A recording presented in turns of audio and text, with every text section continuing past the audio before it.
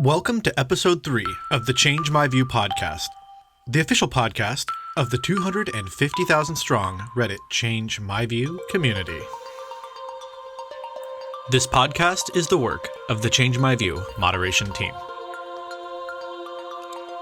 This episode's topic is at that perfect epicenter of free speech, money, politics, and religion: Televangelism. So we'll start by talking to the very level-headed but open-minded, top-voted OP JayNotAtAll about the deltas he awarded on this very topic just recently. And then a second view on the topic from Change My View moderator and filmmaker Blackheart. Consider this the first of our truly normal episodes, with a real focus on a particular post, an OP, a topic, and how minds were changed in text on the ground in Change My View and our community. On this episode of the Change My View podcast.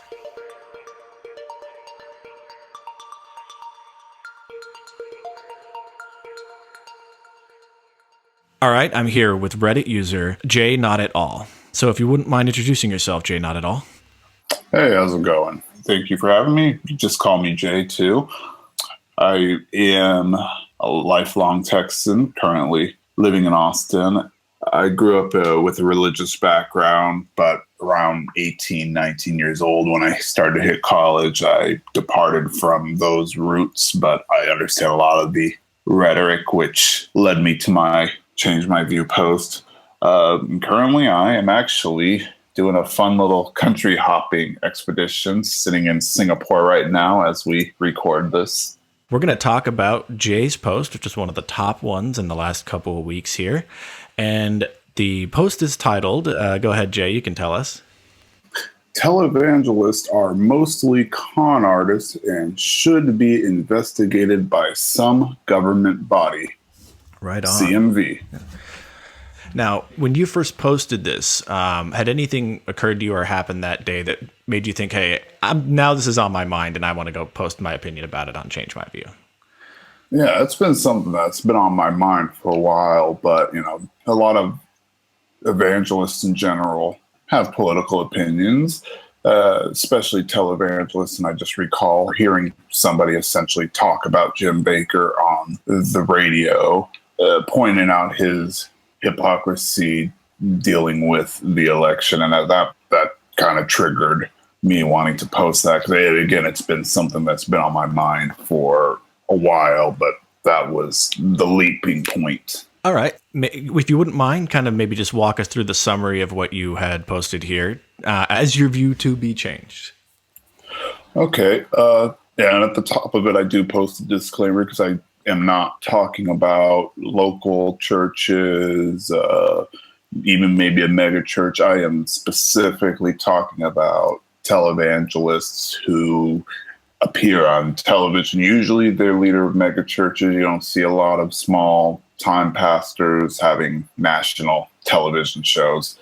But the general gist is the idea that a lot of televangelists here in America have a lot of, what's the word I'm looking for? More or less, they will do what we call the prosperity doctrine. And the idea is if you give a large sum of cash to the church, God is going to reward you 5-10 times with that money some point in the future because you're proving that you're faithful.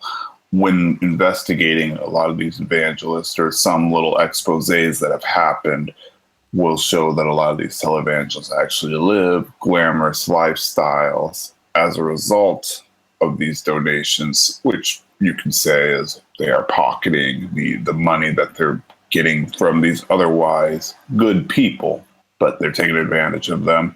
And then on another level, a lot of them are very, very, very political, which, on a personal level, they're allowed to do, but as a 501c3 nonprofit, they're not supposed to have a political view.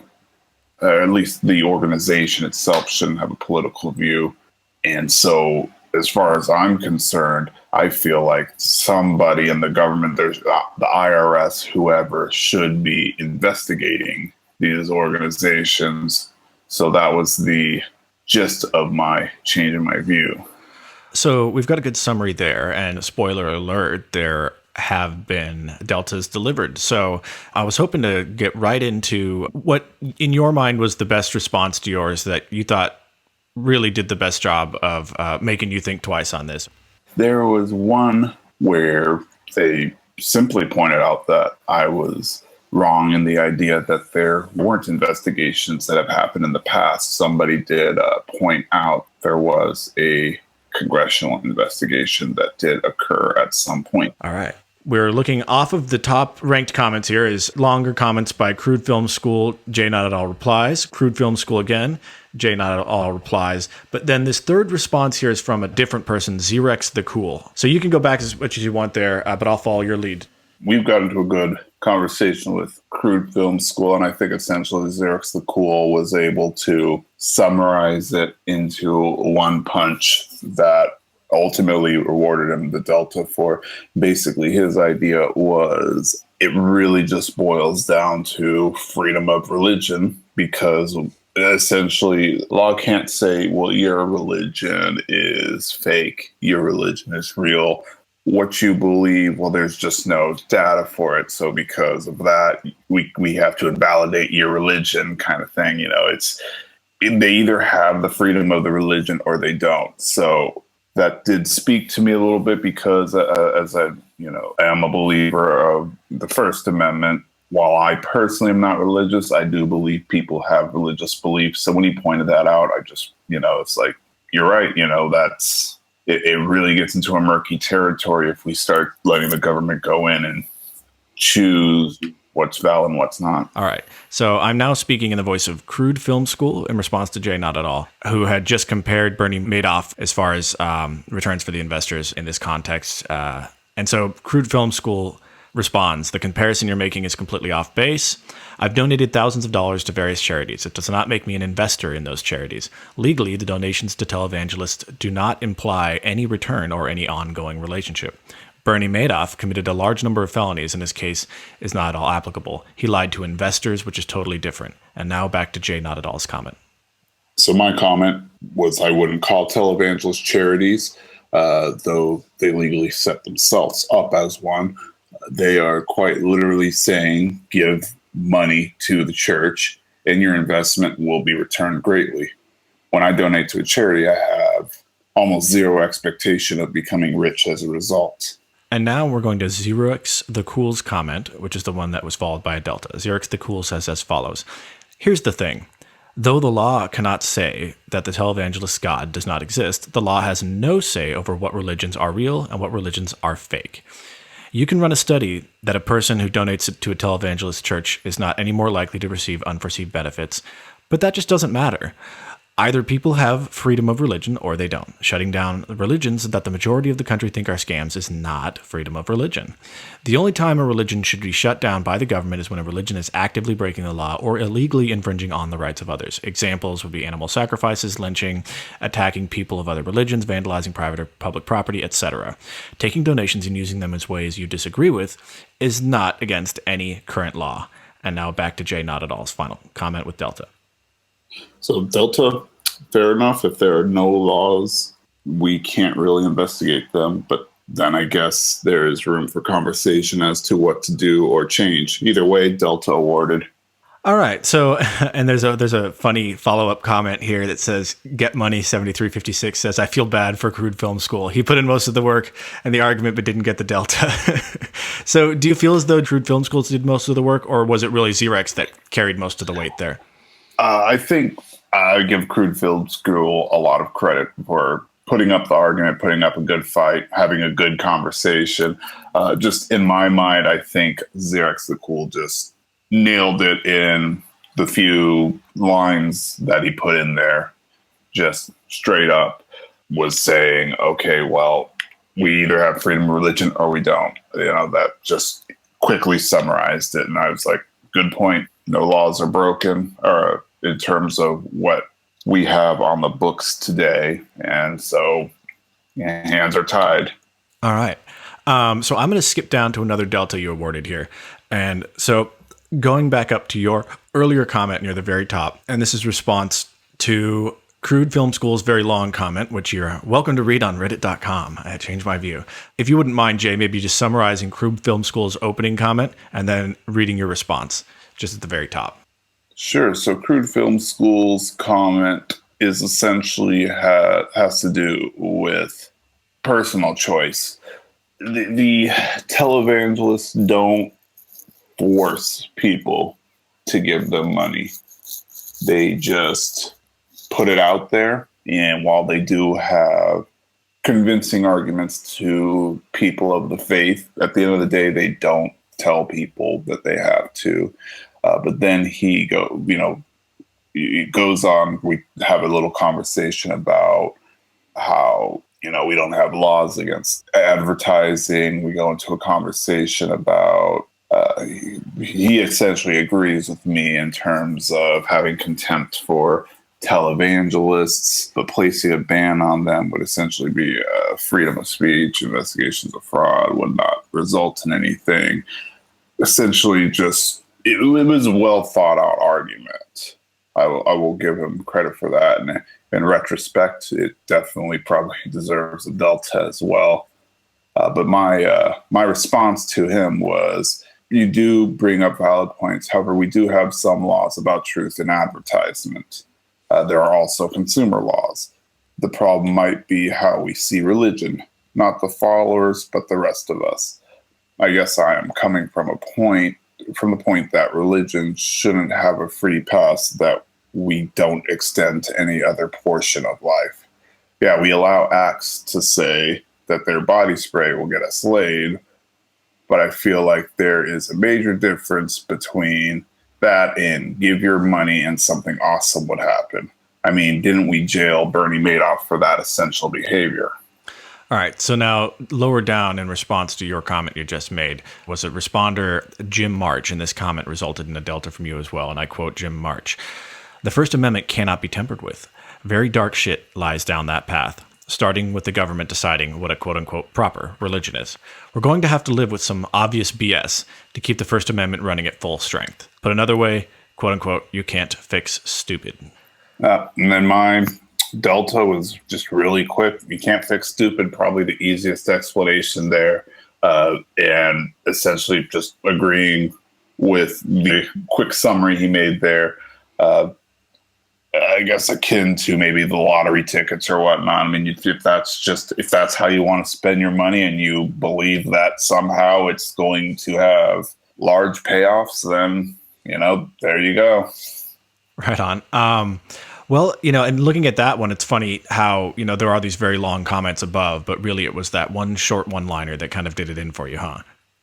Yeah. Well, yeah, I mean, at that point, my thoughts were, well, I mean, when he said you can't fix stupid, it basically just boiled down to, you're right. If I believe that I can give my money to a televangelist, I can go buy lottery tickets, I can throw it into a wishing well, whatever that case might be, and I personally believe that it's going to reward me, then you can't really reason with me otherwise if that's what my belief is. So right. I kind of figured, okay, well, there you go. He makes a good point. Yeah. Well, if you did have some kind of magic wand to rewrite laws on this from the ground up, would you design a system perhaps differently, or do you kind of like the limitations that we have currently as far as amendments and case law and all that? It would be tough. I would ideally like for us to have laws that allow us to go after anybody who takes advantage of people, because a lot of people, and I don't, my joke or my response there say, you can't fix stupid, or agreeing to that statement. It's not that a lot of the people are necessarily stupid. I grew up in this environment. I know a lot of the people. There are doctors and whatnot who listen to televangelists, go to church, or otherwise decent people, but, they truly believe that by being faithful, good things are going to happen.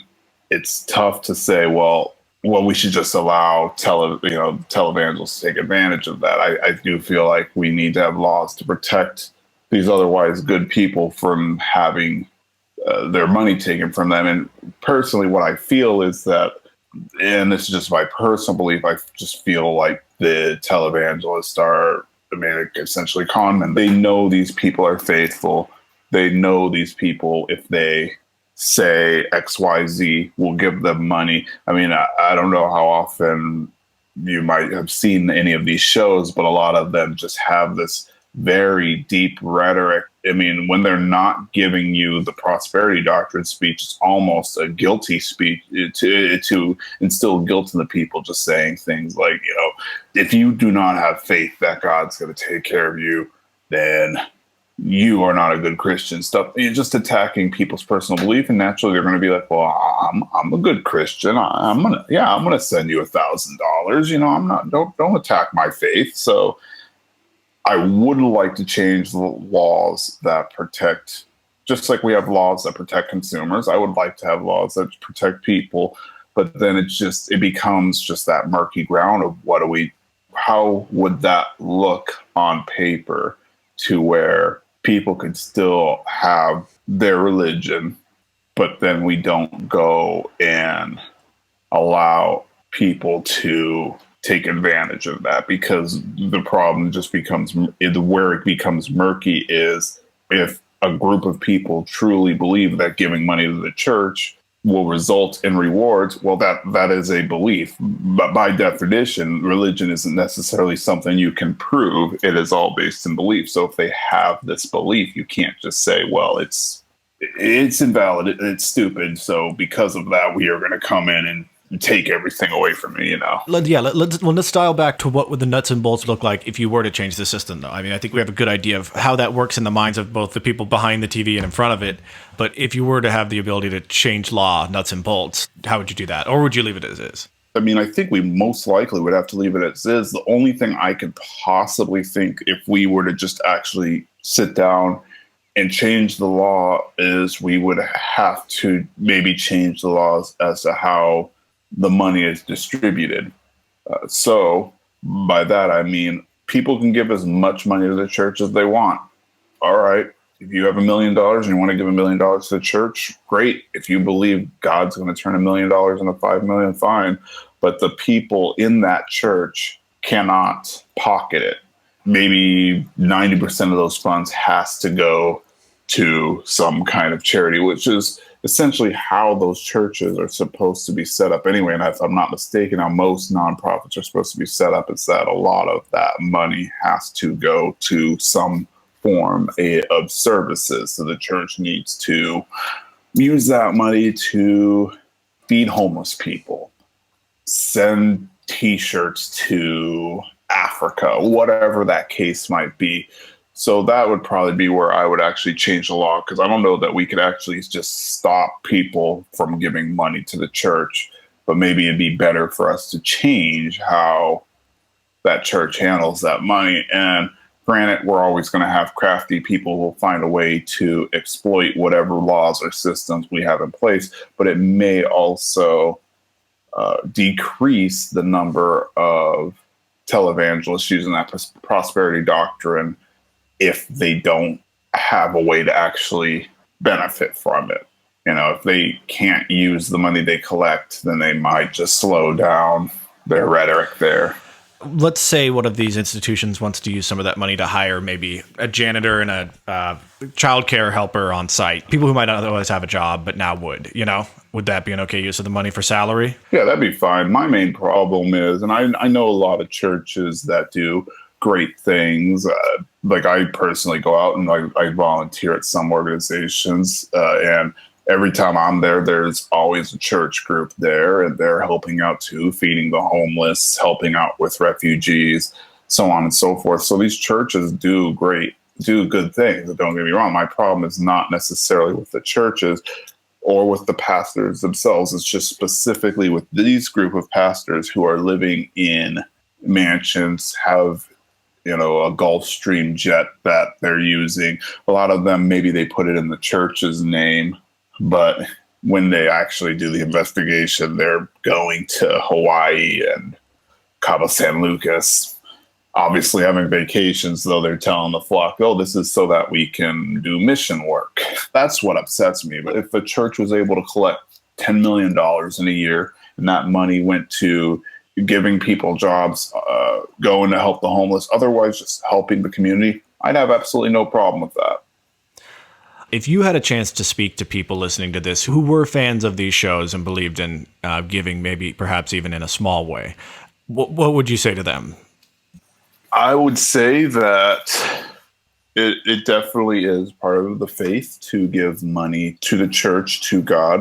Like I mentioned, I was raised in that environment, so I do understand that that is an important part of the religion. But I would also say that remember that your pastor is not, they're supposed to be there to help you understand God, not they are not actually God's voice. Think of it as a lawyer. A lawyer helps you understand the law. They don't create the law. So, you should be, when you're giving money to a church, a pastor, any organization, you should really be investigating what the money is being used for. According to the faith, God wants the money to be used for the glory, to help other people, to benefit other people in the name of God. And putting a pastor in a $5 million home, giving the pastor Armani suits, how does that glorify God? You should make sure when you are giving money to the church that the church is using money for positive things that would glorify God. So I'm not saying don't give money to your church. That is not my argument at all. Just look at that organization where the money's going to, and if they are misappropriating those funds, then find another church that uses the money properly. Great. Well, before we sign off, I'm wondering if there's anything else you were hoping to bring up or address from either the thread or your larger thoughts on the topic.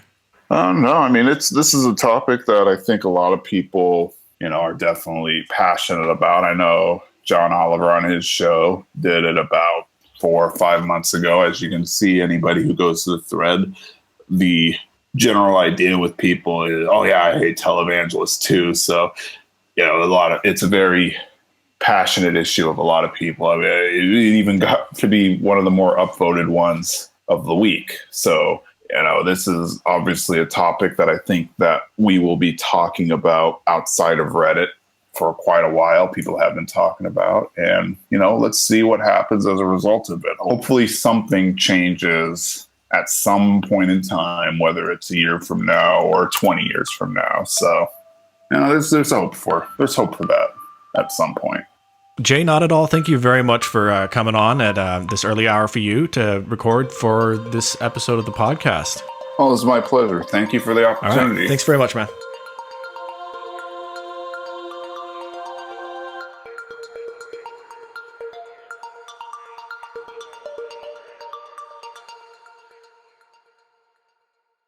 We are live again with the Change My View podcast. Welcome to part 2. I'm here with Reddit moderator Blackheart. And Blackheart, would you tell us a little about yourself, please? Hey, I'm a filmmaker and debate enthusiast, I guess. I believe I've been with CMV for probably on 2 years now. I've been with it pretty much as long as I've been on Reddit. I think the first post I ran into was somebody debating about like actors in film, and I ended up getting the Delta and getting kind of hooked on the whole CMV thing. That first Delta, yes. So I like the idea of debate. I like the idea of changing minds, and I really like the message and angle that CMV takes in terms of trying to be respectful and open-minded about getting people to really examine their views.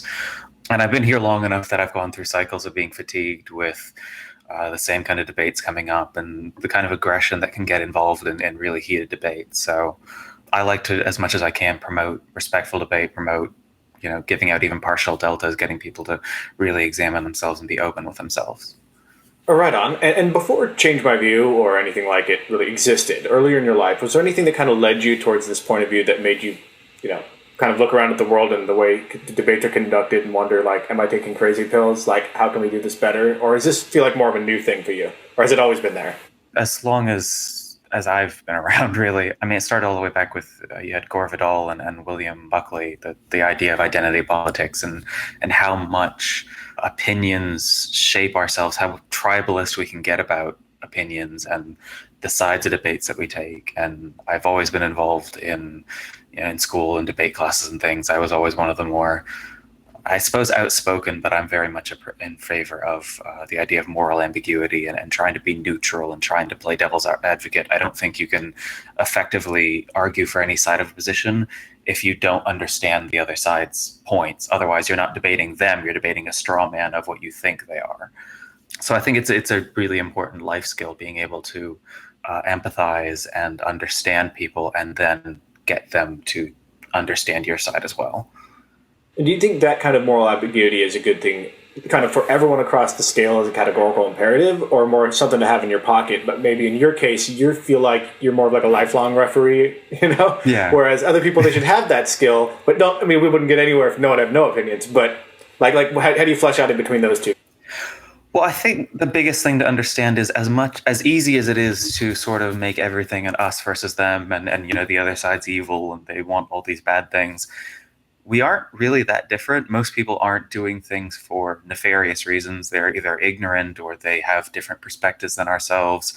Everybody sort of wants a nice life. They want food, clothes, a good home for their family. We all want to just have a comfortable life for ourselves. We're not trying to do anything strictly evil. Even the people that history recounts as villains had reasons for what they were doing. They thought they were justified. No one does something like a James Bond villain just for the thrill of it, really. So it's that understanding of, if you think that this is the path we should be taking to a better future, how can you understand why people might want another path, and how can you sway them and make their desires align with yours? Well, I'm going to use that as an opportunity to segue into today's topic. Our topic title today, Televangelism. Now, while the program often discusses about the meta and the abstract, which is our main thing, we like to color that with at least a topic for the episode. So it's not like we're going to be debating televangelism, you and I, but we're going to go into what happened to be a televangelism topic in the first segment. So going to that and keeping in mind what you were saying about, nobody does things for purely nefarious reasons. They think they're in the right, which I think is a pretty strong notion. Keeping in mind, then, those who would have been the opponents of Jay, let's say the actual televangelist TV personalities themselves and the people working with them in their operation, do you think those folks do have their ultimate motive, or do you think they're cynically earning money? I think to an extent there's some self-awareness. I mean, it's all on an individual case-by-case basis. You have to look at what their message is, how they're going about their message, how much you can really found an accusation of cynicism there. But on the low end, I do believe that there's a lot of people who really do believe that they've had a lot of great opportunities that they can only personally aspire to divine intervention.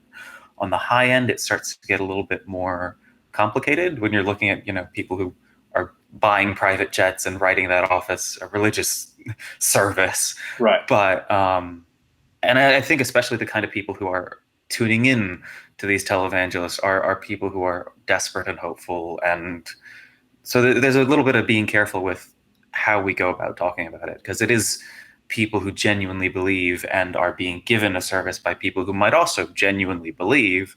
But how do we mitigate taking advantage of desperate people? Right, yeah, and sort of the whole idea of a consenting adult in terms of forming a belief or a religion or an opinion or lack of those, right? Yeah, I mean, there's an extent of caveat emptor, and how much right do you have to step in on somebody else's beliefs and say they're wrong? How much right do you have to sort of protect people from themselves? But there's also, I think there is a responsibility in at least making people aware and educated of what they could be taken advantage by. I think recently the FDA has started requiring that homeopathic pills and stuff have to list that there's no scientific backing for their stuff. Because as much as you can say things, there's got to be a limit of going, okay, but none of this is backed by any evidence. And it's proving a negative, actually, which is a tricky thing for a bureaucratic entity. So while I definitely, to my roots, want to just throw the whole homeopathic project out the window, at the same time I'm like, but the government's kind of claiming a negative here. Or rather, an absolute to say there is no evidence. Even though I'm inclined to believe that. It's just a tough statement of evidence. And the problem is you can't really start setting a precedent for saying that anything currently without evidence shouldn't be taken seriously, because everything that we've ever learned has kind of been without evidence to start with. It's been perhaps counterintuitive to start with. Galileo was locked away for saying that the sun isn't going around us, we're going around the sun. So there's a level of, quantum mechanics doesn't make intuitive sense. General relativity might not make intuitive sense, but after given the right time to be studied, these things have been proven to hold up. So, at what level do you preemptively step in to say this isn't right without giving it an opportunity? Yeah, and the methodology can get complicated because what it takes to prove, does stress cause ulcers or is it a bacteria, where the scientific consensus was wrong for like 30 years, which is an example people love to point at. But at the same time, I think that's like the rare exception. It appears disuniform, right? It appears like various of what's required to have scientific evidence for something. But I think underlying, and correct me if I'm wrong, but I feel like underlying that there's still a universal archetypal structure that can be applied across the board pretty much in anything. Well, there is, and I mean, in terms of televangelism versus homeopathic stuff, it's easier to debate the value or the efficacy of a dietary supplement versus the idea of faith itself. That's really hard to actually get into any sort of concrete, objective debate about. Oh, it's difficult to just land a definition. Stuff that's outside of reality, really. Yeah. The easiest comeback is, well, God works in mysterious ways, and he works outside of the universe in ways that you can't perceive. Right. At which point any sort of argument kind of falls apart. Yeah, it's the notion, I think, that there's a case for this that isn't incoherent, which is something to do with your ability over life and intuitively, kind of with Kierkegaard's leap to faith, which some might, replace with confirmation bias, but arguing the point that perhaps that faith is sort of a positive version of a confirmation bias that leads you to that true source, that you end up accidentally calibrating the constellation of your intuitive thoughts and feelings towards getting there, So the idea of faith in general isn't necessarily bad. It's just that it's powerful, and anything that's powerful and beyond critique is dangerous. Yes, totally. So I think there's a level of throwing the baby out with the bathwater of the communal aspect of faith, the self-reflective, meditative aspect of faith. There are a lot of positives in self-reflection, in internalization, in processing together as a group, bringing people together, the volunteer work that can be done. But in the same token, the idea of your eternal soul is a really powerful tool for motivating people in ways that isn't as logical. Yeah, well, I mean, it transforms life into an immediate situation of triage. It's a fire on the freeway, only 100 years long. To kind of steer this back towards the Televangelists then, and the idea of placebo, is there any part of that you think, let's say you take a person there who wants to give $20 a week, and they just feel like they're getting their value out of it, whether or not it's true. What are your thoughts in a situation where you have that, the placebo where it does work, it does have some effect? What do you think about sort of the cutoff between that? I think the real issue isn't so much the idea of donating to this entity because you think you're getting something out of it and you want to support them or you want to support your faith. That's fine. The issue really comes into play when you start, there's a lot of them that are asking or saying that your tithings should be paid to the church before anything else. That 10% should go to the church before you even think about your bills or think about putting food on your table. And that's where you start getting into really dangerous territory of, it's not just a middle-class person who has $10 to spare every week. It's the people who are really desperate, who are trying to buy lottery tickets, who are trying to buy into televangelism, trying to do anything that they think could give them a quick escape from their situation, when that's really not what they need at that moment, honestly. And it's how predatory it can be, targeting people who really need other real world options. Yeah. Well, I think there are times in all our lives when we might know someone close to us whose view we feel like by not changing, that person might be in danger, whether it be, choosing the right cancer treatment or childhood vaccinations, questions like that. Have you ever had any situations, perhaps however vague, where you've been pressed to accept someone's point of view, kind of had to bite the bullet on it and accept that that's what they're going to do, but you knew that they really were going down the wrong path without good evidence? I've had a few people recently who've decided they wanted to go on hormones and things for gender conversion therapy and things like that, where you're looking at them and they're like, you're 20-something, you've never shown this before, you've never thought about this before, and yet this is suddenly your life. Like, there's a level of between acceptance and going, really? How much of this is just because this is a trend at the moment? This is the in thing for some people. So there's a lot of, but you have to be like supportive, and you can't really say you're wrong, you're this or that, because it's identity. It's so much tied to who you are, but faith as well, that you can't really outright say somebody you're wrong, but you have to be supportive without encouraging, I suppose. Right. Well, or another example could be, let's say you have a 20-something guy who just wants to put on 50 pounds of muscle, right? So now he's not switching over so much as going to the opposite extreme, right? Like starting to take a heavy dosage of testosterone. Is your thinking more towards the potential medical negatives in that sense, the same way you'd talk to someone doing steroids? Or are you speaking more to perhaps a deeper identity question where someone, maybe it's like, hey, why don't you give your gender 5 years to test out before you switch it? Or like what sort of, I'm trying to parse out the thrust of your concern, if it's just like, physiological or more mental too or whatever. Yeah. I think it's a lot more to do with just how big a decision some of these things can be. With the idea of giving that much money away when there are other options, the idea of sort of taking the quick out instead of the long term, because a lot of people think short term, not long term.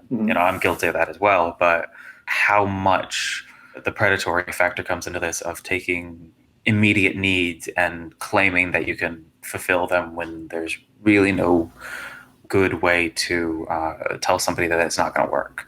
Right. It's those one-way decisions that have real costs in going back, I guess. That could be represented from anything from adopting to, someone at the end of life deciding to take their own life, or all those kinds of things where it's the people in their life that are concerned about a one-way gate, right? You've set yourself on that path, and that's the only way you can go. And if you're in debt and you're being told to keep doing the tithings anyway, and you think that it's going to come to something, all you're doing is digging yourself a deeper and deeper hole, which is just setting your future farther and farther back. Yeah. But then, like, the way that the OP actually awarded him the Delta, I thought there was almost a level of inevitability to that, because the Delta was given to somebody saying, but freedom of religion, which is like, right. I don't know what other argument, that was like the argument number one. Right, yeah. Especially in this country. And I think there's a level of protection that we give religion to an almost ludicrous extent. Like if you look at, and this is something that I've noticed recently, YouTube has been giving me a lot of ads for Scientology recently. Oh, funny. But if you look at, I believe Germany, they don't consider it a real religion. They have limitations in place legally, but you couldn't really do that here because of First Amendment protections and everything. Well, that brings up the question of sincerely held beliefs too, as well, because if you look at three categories, you say you're run-of-the-mill American Protestant, and then you could look at a televangelist on the stage, right? And then as a last one, you could look at someone like from I think it's called the Church of Satan, where they're effectively atheist, secular humanists, but they created a quote unquote religion just as kind of a placeholder for forcing government to kind of go equal secular treatment of all organizations across the board, right?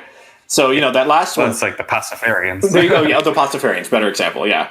So, in terms of those protections and looking at the televangelists, does the televangelist on stage have any more sincere belief than the Pastafarian?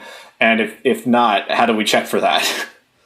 Yeah, and it becomes really complicated. And it also becomes complicated, especially at the level of, TV televangelists who have, the private jets and the massive audiences and the viewership there, because at what level do you stop becoming an organization exclusively for faith and religion, and you start moving into the territory that you should, be a 501c, you should be considered a charity, that you should have more scrutiny put on you. But then also, how much scrutiny is the government allowed to put in place? Again, what's real, what isn't, what's a sincere faith, what isn't? There's a real vague line there that we kind of go back and forth across. And I think that there's a lot of protections that need to be called into question, because you have the Religious Freedom Reformation Act. You have a bunch of states like Indiana recently had a lot of controversy because they threw in religious protections that borderlined on discrimination. At what point does religious freedom start becoming religious persecution and religious oppression? And it's a really fuzzy line. Right, yeah. Well, and the whole question of tax exemption and what counts, Yeah. If CNN claimed to be a religion of news, could they, What's the line? Yeah. Yeah, exactly. Or considering an entire political ideology of religion, really, identity politics to that extent. How much could you say that, I'm a faithful believer in liberalism or conservatism or something along those lines? What's the one they say? A devout atheist is one of those interesting terms. It's like putting a multiplier on a higher number, but it's still multiplying by 0. Yeah, it's one of those weird things. But I mean, there is. I like to point this out to something, and it was I had a conversation with a rabbi recently, which was interesting, cool. and introduced him to this idea that agnosticism and atheism are two separate words. Because Gnosticism and agnosticism has to do with the certainty of your belief, and theism and atheism has to do with the belief itself. Yeah. So you can be a Gnostic theist, so God is 100% true, there's no question in my mind, yes. Or you could be an agnostic theist going, I believe in God, but I could be wrong about some of his rules, or maybe which faith has got it completely correct. You could be a Gnostic atheist going, God is 100% not true, he's absolutely doesn't exist. Or you can be like me, where it's an agnostic atheist, where it's like, I haven't seen any evidence, but I don't claim to know the world. Right.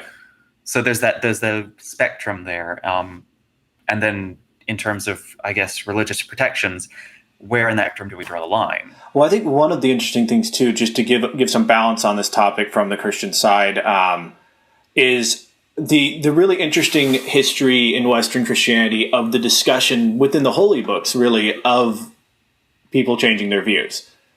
You do see some dialogue there, where you see those conversations. You see those letters from Paul, and you see, and I wonder, do you think there's something distinctly unique to that tradition that sort of may have in some way led to where we are today, talking about changing views in this meta sense, or do you think that predates it and is universal kind of globally? Well, I think Christianity and Catholicism is a little bit more hypocritical in a sense of that, because you have those discussions, but they're also met with heavy controversy, because you had the almost how would you put it? The almost monarchy of the papacy, because the Vatican was extremely influential to the point that kings had to ask permission from the Pope for the longest time. And if you were raised in a Catholic school, there's a lot of telling you not to question things that, are just God's working in mysterious ways. But there's degrees of that, because you don't have just Christianity and Catholicism. You have the Mormons, the Baptists, the Protestants, the Quakers. You have that whole spectrum of different people with different views, where it's like you lump all these things into different categories. Right. Well, and a lot of times I feel like the early stages of almost any movement or religion or the like starts from an open-minded place. It probably took the church, that many thousands of years to go to that place where now they're putting, Galileo in prison, and this 500 years ago. But and at the Protestant Revolution was Martin Luther, fighting back and going for an open new idea, and then one might argue it's kind of gotten a little more locked down as it's gotten more mature. It sort of is. So there's that sense of constant renewal. I'm sort of borrowing from, I think, Joseph Campbell a bit here. But do you think, in the sense of a more modern secular movement, is there a danger of eventually falling into a similar type of rigidity or rule set? And if so, what do we hold sacred and what do we keep free? I think there's less danger than a lot of people put in, because it's hard to put, say atheism is dangerous as an idea in that same way that you can't say that the fundamentalist ideas of atheism are dangerous. The lack of a faith isn't definable. It's, and it's you're a person with your own logic, right? Which means you can't really broadly categorize them in the same way that you could more easily define the values of a Mormon, because they've got strict codes of ethics and everything in place. So I think there's less danger in moving to a secular perspective, as long as open debate is still promoted, because that's the key thing, is the divisiveness of debates and how much people take it very personally, very identity politics, how much they take it as personal attacks when people question things that they may hold as central parts of their beliefs, their opinions, their positions on different political issues. There's this great tool. I think Netflix developed it within the Amazon AWS sort of infrastructure, because Netflix is hosted on Amazon on their giant thing. But some of the developers there, I think, working with Amazon, if I have this right, built something called the Chaos Monkey, and it's a program whose job is designed to break Netflix, right? So that they'll run Netflix simulations on hundreds of servers or whatever, but run Chaos Monkey to sort of anticipate problems before they exist. So they've made this increasingly sophisticated machine designed to break stuff or just cause raw chaos to simulate the odds of probable chaos later. I wonder if there's some sort of anticipatory, a heuristic or device we can use in our discussions here to prevent perhaps the ideas that are new today from ever getting too rigid or solid in the future. Well, I mean, part of the problem is that politics and the political system banks on people being that divisive. They're trying to meet a quota, really, and riling people up in a certain way that they are closed off to other arguments ensures them their incumbency. So, it's a tool, but it's a tool that people, I think, need to be aware of and be aware that they're being used in a kind of way. Being taken advantage of. Right on. Well, we're running, I think, probably a little long here, but I do want to include a little more. I want to bounce back to you and see, you had taken some time to take some notes and go over that, and I wonder if there's anything that you had in mind that we hadn't touched on yet regarding the televangelism and Jay's post. There were sort of two things that I wanted to bring up were the idea of free speech having its limits and sort of the way that we've sort of overprotected religion. Because you have, on one side, you have things like the Hobby Lobby decision, which basically said that a corporation acting in the public interest was also allowed to have the freedoms of religion and freedoms to make decisions, to the point that they can, deny contraceptive health care on their insurance plans and force their religious views on their employees, which I personally think is a very dangerous decision. Argument of, where do you draw the line of a corporation or a business being in the public domain almost? Because you've also got on the other side, and this has to do with as well the Indiana bill for the freedom of religion, which got a lot of controversy. The cake makers, why do we have to bake a cake for a gay couple when that's not our religious faith? You start getting into this gray area again of, yes, people who are private business owners should have the right to deny, I don't want you in my business. Get out. This is my property. Get off my property. But as well, you get back to the civil rights movement, people of color trying to be able to sit at the same tables as a white person and doing sit-ins at counters. At what point does a business become part of the public interest that it can't really start imposing itself on people? Because you have the issue of or this concept of tyranny of majority, which is the idea that democracy can actually be very, very oppressive and dangerous because it's all run by the majority, which sounds like a good idea, but then you think of minorities, Black people only make up 14% of the population. If it were up to just a democratic vote, they'd never get any protections, they'd never get any freedoms, they'd never get anything done for them because the majority is trying to, as selfishly as, everybody's selfish, they want their own things, you want your school to be improved, whatever. You're not necessarily actively being evil, but you're you've got your own self-interest. Yeah, it's a protected class. It's you have to have that level of protected classes of dealing with populations in a sort of a weighted manner that keeps things from getting out of hand. And you deal with Hobby Lobby, you deal with do bakers have the right to deny people on religious reasons or anything like that? And you get into, are you allowed to sit at the counter? Are we allowed to force you to sit at the back of the bus? Are we, are you acting in a public enough domain that you start to have to rescind some of your rights that you would have as an individual? Because even freedom of speech has its limits. You can't, run into the middle of a theater and yell, "I've got a bomb," and then sue the police department for, taking you down in an aggressive way, going, freedom of speech, I was allowed to say it. And by the way, if you're listening and you're in a theater right now, please don't put this on speakerphone. Be sensible.